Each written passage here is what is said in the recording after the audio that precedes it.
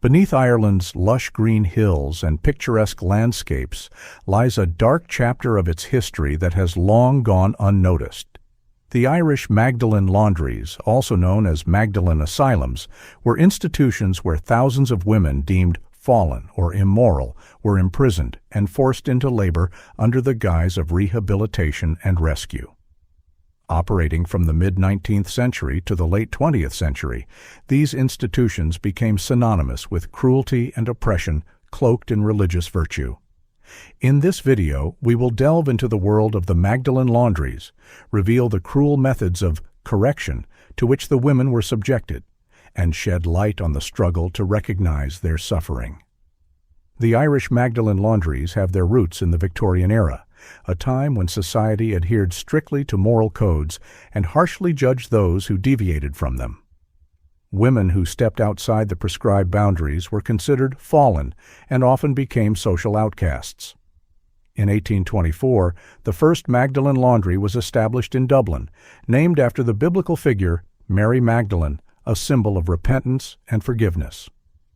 The idea was to provide shelter and work for women involved in prostitution or deemed immoral, allowing them to atone for their sins through labor. Initially managed by religious organizations, primarily Catholic, these asylums were presented as charitable institutions. The women confined within were expected to work in harsh conditions, washing laundry and performing other manual labor to cleanse their souls. However, over time, these institutions transformed into places where human rights were violated, and reform took on a brutal and dehumanizing nature. The Magdalene Laundries housed women from diverse backgrounds and ages.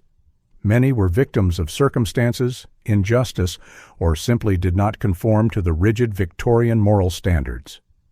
Here are some categories of women who found themselves behind the walls of these asylums. Prostitutes and women of questionable reputation. They constituted a significant portion of the Magdalene population. Often, these women were forced into prostitution due to poverty or lack of alternatives. Instead of receiving help and support, they faced punishment and isolation. Jilted brides and unmarried mothers. In Victorian society, premarital loss of virginity was a shameful stain. Women who became pregnant out of wedlock or were abandoned by their fiancés often ended up in Magdalene asylums to hide their disgrace from society. Runaways and orphans, homeless girls and young women without family support were easy targets for Magdalene recruiters.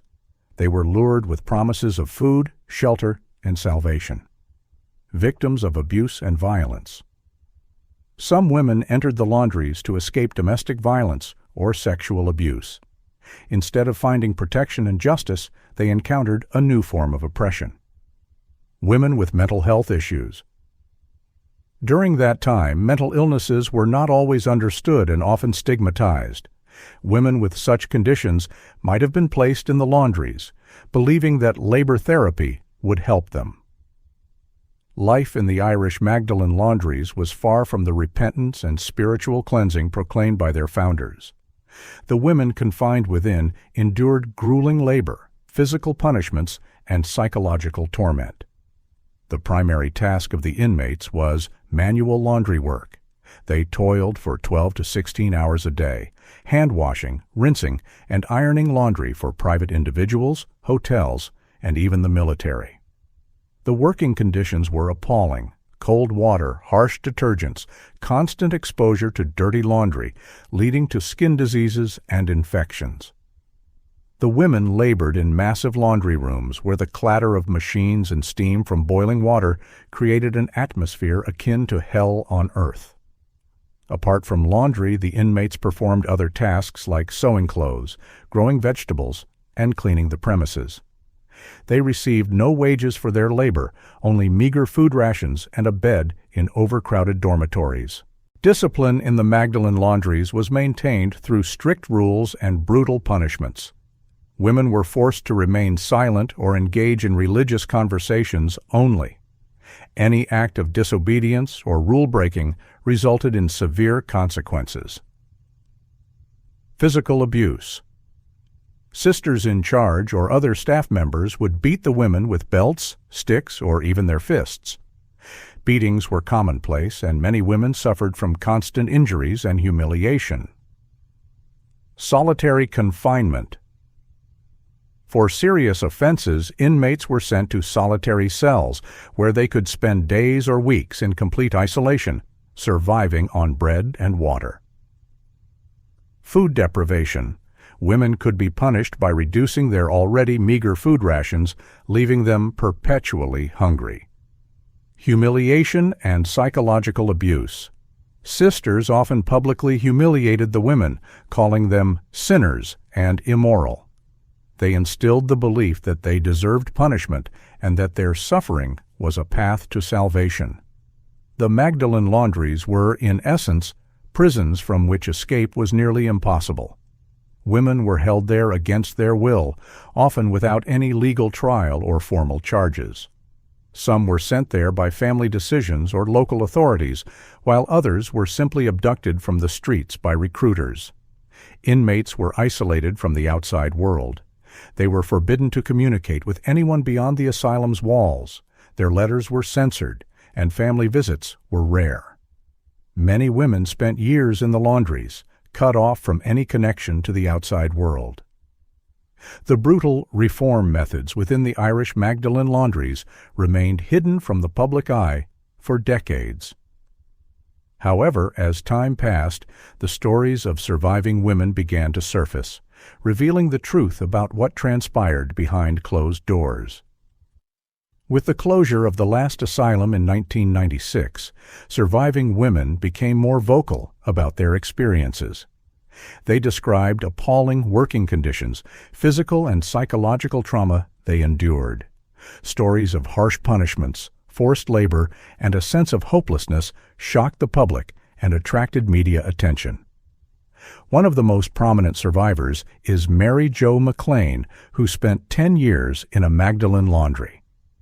In her autobiography, Simply Maria, she vividly recounts the daily humiliations and beatings she suffered.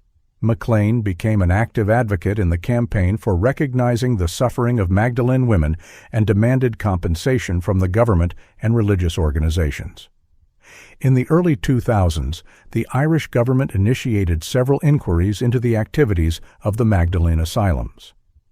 In 2013, the report of the Commission of Investigation into the Magdalene Laundries was published, exposing the extent of abuses and human rights violations.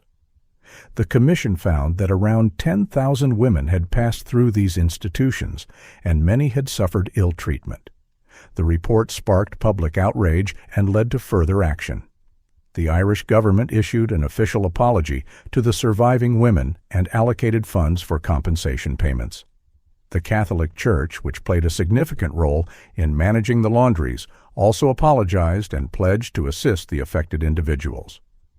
Today, the story of the Irish Magdalene Laundries is an integral part of Ireland's national heritage, serving as a reminder of its dark past.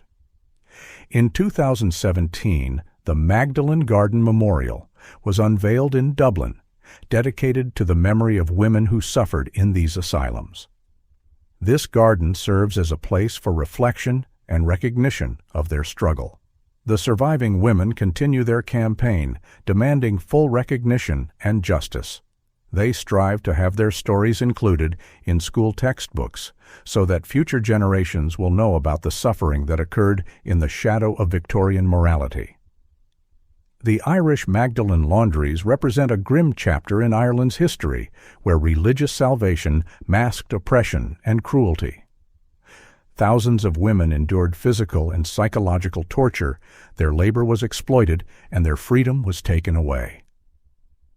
The struggle of the surviving women for recognition of their suffering has led to significant changes in Ireland's public consciousness and policies. This story serves as a reminder of the resilience of the human spirit, the ability to resist oppression, and the demand for justice. It also underscores the importance of safeguarding women's rights and those of vulnerable groups, ensuring that such atrocities are never repeated. Remembering the Magdalene Laundries is not only a tribute to the survivors, but also a call to vigilance, ensuring the light of freedom and respect for human rights never dims.